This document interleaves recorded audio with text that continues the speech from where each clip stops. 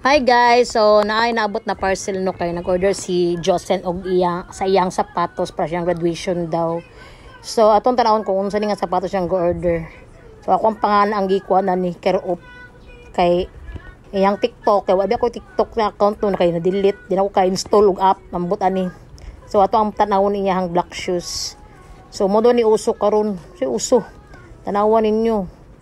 Kuyaw ba aning sapatusan ni? Pauso nila karon nga mga generation kay ato sa una kay wala man dito nawa sa uso tong leader nga pinatagni sa tumoy no mo dito formal nga pang black shoes sa mga graduation sa mga formal events o diba so kaniya kay yellow ang tahi nga ito mga sapatos unsa man ni o diba kuyo kay design unsa siya kanang topsider nga black shoes unsa siya nga nani siya di ba nani design sa mga topsider nga sapatos nga kanang leader for iya black shoes sa uso da, asa ka po yellow ang tahi. Hoy, lagot ba ni si Princess Dayan kay manghinaway mga Princess Dayan kung nani ang sapatos nga pauso niya karon.